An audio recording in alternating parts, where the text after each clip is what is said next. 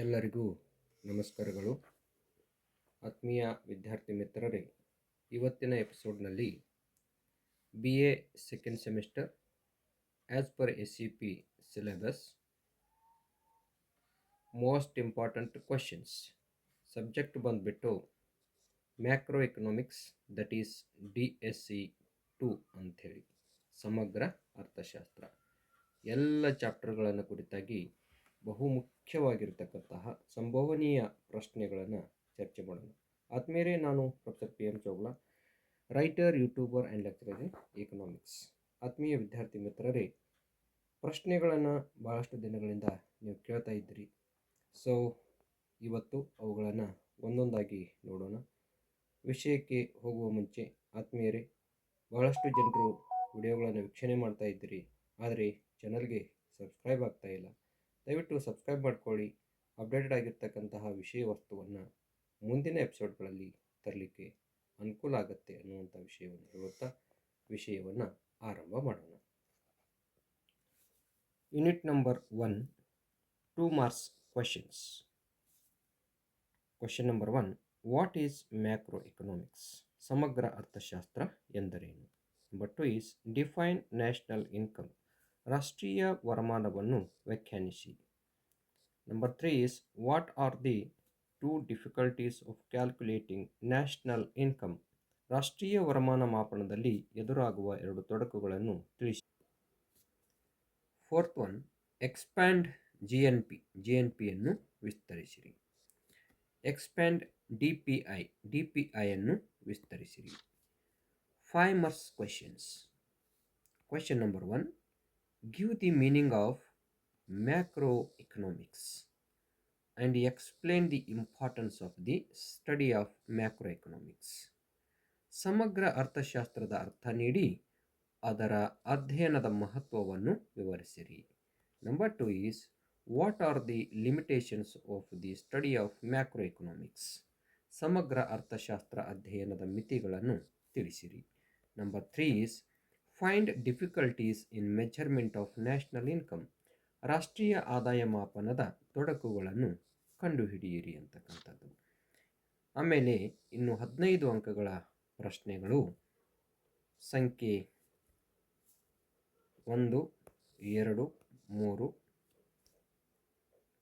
Explain the importance and limitations of the study of macro economics. ಸಮಗ್ರ ಅರ್ಥಶಾಸ್ತ್ರದ ಅಧ್ಯಯನದ ಮಹತ್ವ ಮತ್ತು ಮಿತಿಗಳನ್ನು ತಿಳಿಸಿರಿ ಅಥವಾ ವಿವರಿಸಿರಿ. Discuss on concepts of national income. ರಾಷ್ಟ್ರೀಯ ಆದಾಯದ ವಿವಿಧ ಪರಿಭಾವನೆಗಳನ್ನು ಕುರಿತು ಚರ್ಚಿಸಿರಿ ಅಂತಕ್ಕಂಥದ್ದು. Number 3 is write a note on methods of measurement of national income. ರಾಷ್ಟ್ರೀಯ ಆದಾಯ ಮಾಪನದ ವಿಧಾನಗಳನ್ನು ಕುರಿತು ಒಂದು ಟಿಪ್ಪಣಿ ಬರೆಯಿರಿ. ಇನ್ನು ಅಧ್ಯಾಯ ಅಥವಾ ಘಟಕ ಸಂಖ್ಯೆ 2, unit number 2, 2 marks questions. Question number 6, who stated supply creates its own demand. ಪೂರೈಕೆಯು ತನ್ನ ಬೇಡಿಕೆಯನ್ನು ತಾನೇ ಸೃಷ್ಟಿಸಿಕೊಳ್ಳುತ್ತದೆ ಎಂದು ಯಾರು ಹೇಳಿದರು? 7th one is state the Say's law of market.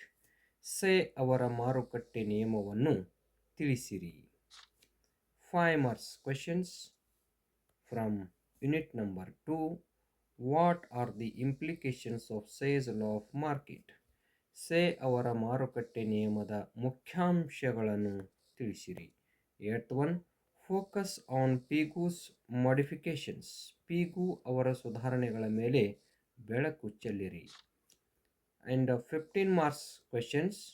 4th one, discuss on classical theory of employment. ಸಂಪ್ರದಾಯ ಪಂಥದ ಉದ್ಯೋಗ ಸಿದ್ಧಾಂತವನ್ನು ಕುರಿತು ಚರ್ಚಿಸಿರಿ. 5th one, critically examine the classical theory of interest. ಸಂಪ್ರದಾಯ ಪಂಥದ ಉದ್ಯೋಗ ಸಿದ್ಧಾಂತವನ್ನು ಕುರಿತು ಪರಿಶೀಲಿಸಿರಿ. Unit number 3, 2 marks questions. 8th one, John Maynard Keynes ಅವರ ಪ್ರಸಿದ್ಧ ಗ್ರಂಥದ ಹೆಸರು ತಿಳಿಸಿರಿ. State the name of the great work of J.M. Keynes. 9th one, what is effective demand. ಪರಿಣಾಮಕಾರಿ ಬೇಡಿಕೆ ಎಂದರೇನು? 10th one, what is APC? ಸರಾಸರಿ ಅನುಭೋಗ ಪ್ರವೃತ್ತಿ ಎಂದರೇನು? 11th one, who propounded the concept of income multiplier? ಆದಾಯ ಗುಣಕ ಪರಿಭಾವನೆಯನ್ನು ಅಥವಾ ಪರಿಕಲ್ಪನೆಯನ್ನು ಯಾರು ಪ್ರತಿಪಾದಿಸಿದ್ದಾರೆ? 12th one, if MPC is 1/2 find out multiplier? MPCಯು 1/2 ಇದ್ದರೆ ಗುಣಕವನ್ನು ಕಂಡುಹಿಡಿಯಿರಿ. What is acceleration? ವೇಗೋತ್ಕರ್ಷ ಎಂದರೇನು? 14th one, mention 2 types of investment? ಹೂಡಿಕೆಯ 2 ಪ್ರಕಾರಗಳನ್ನು ತಿಳಿಸಿರಿ. 15th one, what is investment? ಹೂಡಿಕೆ ಎಂದರೇನು? 16th one, define induced investment?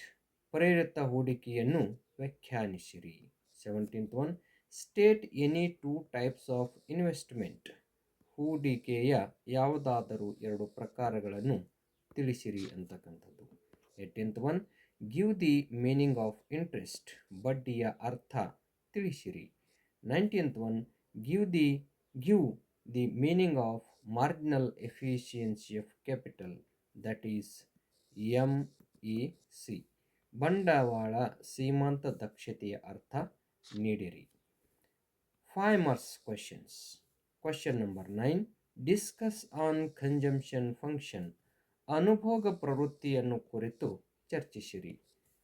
10th one, write a note on factors affecting on marginal efficiency of capital? ಬಂಡವಾಳದ ಸೀಮಾಂತ ದಕ್ಷತೆಯ ಮೇಲೆ ಪ್ರಭಾವ ಬೀರುವ ಅಂಶಗಳನ್ನು ಕುರಿತು ಒಂದು ಟಿಪ್ಪಣಿ ಬರೆಯಿರಿ. 15 marks questions. Question number 11, write a note on determination of effective demand? ಪರಿಣಾಮಕಾರಿ ಬೇಡಿಕೆಯ ನಿರ್ಧಾರವನ್ನು ಕುರಿತು ಒಂದು ಟಿಪ್ಪಣಿ ಬರೆಯಿರಿ.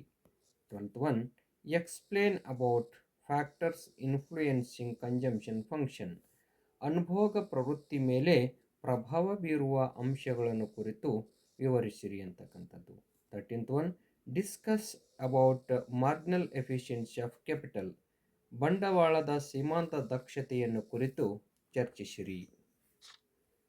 Unit number 4, 2 marks questions. Question number 20, give the meaning of multiplier? ಗುಣಕದ ಅರ್ಥ ನೀಡಿರಿ. Question number 21st, who given the concept of multiplier for the first time? ಮೊಟ್ಟ ಮೊದಲ ಬಾರಿಗೆ ಗುಣಕ ಎಂಬ ಪರಿಭಾವನೆಯನ್ನು ಯಾರು ನೀಡಿದರು ಅಥವಾ ನೀಡಿದ್ದಾರೆ? Who given the concept of employment multiplier? ಉದ್ಯೋಗ ಗುಣಕವನ್ನು ಯಾರು ನೀಡಿದ್ದಾರೆ?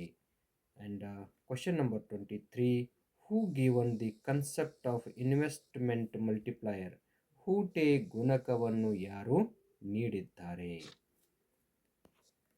Question number 24th, if MPC is equal to 0.5 find out multiplier? MPCಯು 0.5 ಇದ್ದರೆ ಗುಣಕವನ್ನು ಕಂಡುಹಿಡಿಯಿರಿ. Question number 25th, state any 2 leakages of multiplier? ಗುಣಕದ ಯಾವುದಾದರೂ 2 ಸೋರಿಕೆಗಳನ್ನು ತಿಳಿಸಿರಿ. Question number 26th, ವೇಗೋತ್ಕರ್ಷ ತತ್ವದ ಅರ್ಥ ನೀಡಿರಿ. Give the meaning of principle of the acceleration? Question number 27th, who given the principle of acceleration? ವೇಗೋತ್ಕರ್ಷ ತತ್ವವನ್ನು ಯಾರು ನೀಡಿದ್ದಾರೆ ಅಥವಾ ರಚಿಸಿದ್ದಾರೆ? Question number 28, what is the symbol of acceleration? ವೇಗೋತ್ಕರ್ಷದ ಸಂಕೇತ ಯಾವುದು? 5 marks questions. Question number 8, find out what are the leakages of multiplier? ಗುಣಕದ ಸೋರಿಕೆಗಳನ್ನು ಕಂಡುಹಿಡಿಯಿರಿ. Write a brief note on limitations and importance of the study of principle of acceleration? ವೇಗೋತ್ಕರ್ಷ ತತ್ವದ ಅಧ್ಯಯನದ ಮಹತ್ವ ಮತ್ತು ಮಿತಿಗಳನ್ನು ಕುರಿತು ಒಂದು ಸಂಕ್ಷಿಪ್ತ ಟಿಪ್ಪಣಿ ಬರೆಯಿರಿ. 15 marks questions. Question number 14th, give the meaning of multiplier and explain about its working? ಗುಣಕದ ಅರ್ಥ ನೀಡಿ ಮತ್ತು ಅದರ ಕಾರ್ಯಾಚರಣೆಯನ್ನು ಕುರಿತು ವಿವರಿಸಿರಿ. 15th one, write a detailed note on principle of acceleration. ವೇಗೋತ್ಕರ್ಷ ತತ್ವವನ್ನು ಕುರಿತು ಒಂದು ಸಮಗ್ರ ಟಿಪ್ಪಣಿ ಬರೆಯಿರಿ. Unit number 5, 2 marks questions. Question number 29th, give the meaning of trade cycle. ವ್ಯಾಪಾರ ಚಕ್ರದ ಅರ್ಥ ನೀಡಿರಿ. 13th, define trade cycle. ವ್ಯಾಪಾರ ಚಕ್ರವನ್ನು ವ್ಯಾಖ್ಯಾನಿಸಿರಿ. Question number 31, state any 2 features of trade cycles. ವ್ಯಾಪಾರ ಚಕ್ರದ ಯಾವುದಾದರೂ 2 ಲಕ್ಷಣಗಳನ್ನು ತಿಳಿಸಿರಿ. Question number 32, state any 2 phases of trade cycles. ವ್ಯಾಪಾರ ಚಕ್ರದ ಯಾವುದಾದರೂ 2 ಹಂತಗಳನ್ನು ತಿಳಿಸಿರಿ. Question number 33, what is inflation? ಅತಿ ಪ್ರಸರಣ ಎಂದರೇನು? Question number 34, state any 2 causes for inflation. ಅತಿ ಪ್ರಸರಣಕ್ಕೆ ಯಾವುದಾದರೂ 2 ಕಾರಣಗಳನ್ನು ತಿಳಿಸಿರಿ. Question number 35th, what is deflation? ಅನಪ್ರಸರಣ ಎಂದರೇನು? 5 marks questions. Question number 10, state meaning and features of trade cycles.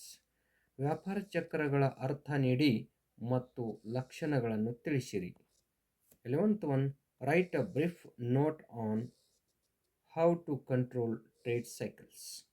ವ್ಯಾಪಾರ ಚಕ್ರಗಳ ನಿಯಂತ್ರಣ ಕುರಿತು ಒಂದು ಸಂಕ್ಷಿಪ್ತ ಟಿಪ್ಪಣಿ ಬರೆಯಿರಿ.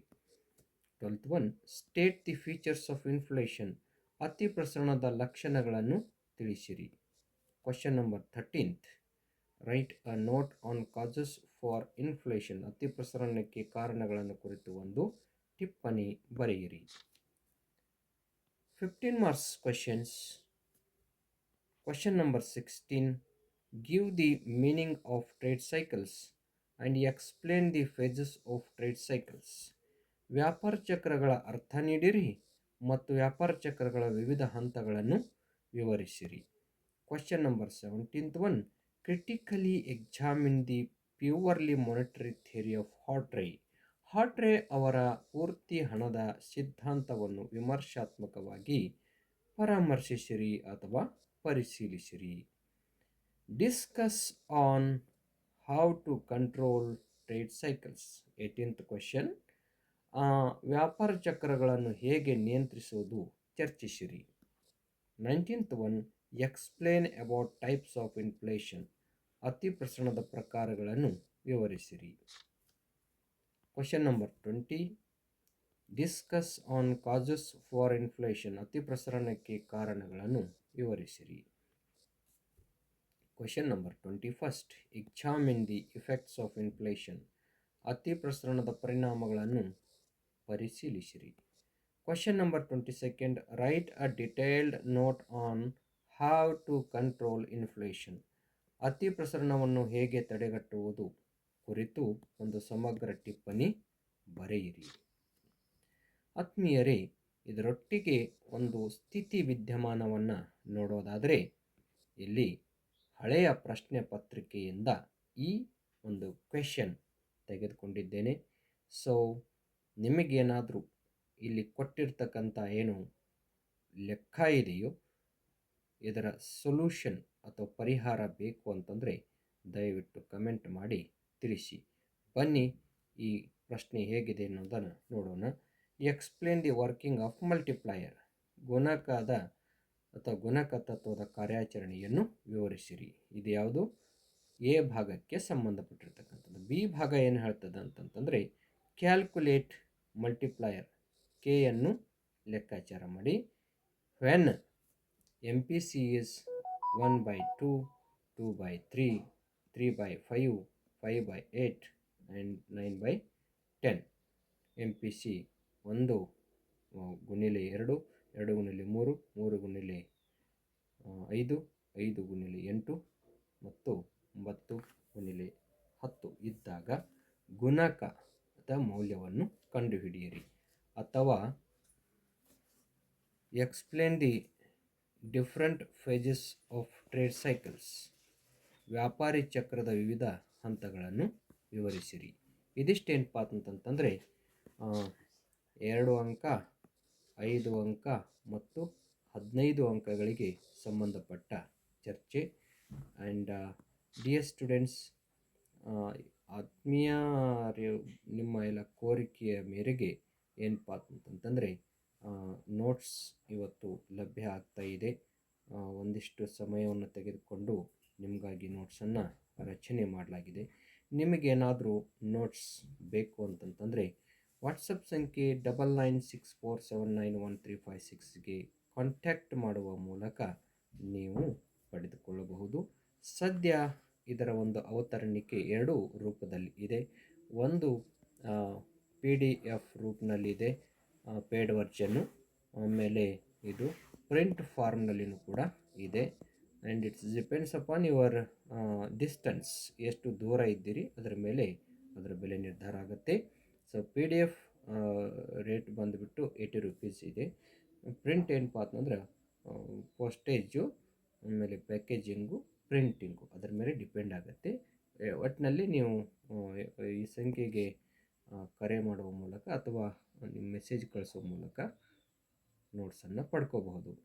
ಆಮೇಲೆ ಇದಕ್ಕೆ ಬುಕ್ಸ್ ಹೇಳಬೇಕು ಅಂತಂತಂದರೆ ಸಾಕಷ್ಟು ಬುಕ್ಸ್ ಇದೆ. KK Dewett English ಮಾಧ್ಯಮದಲ್ಲಿದೆ.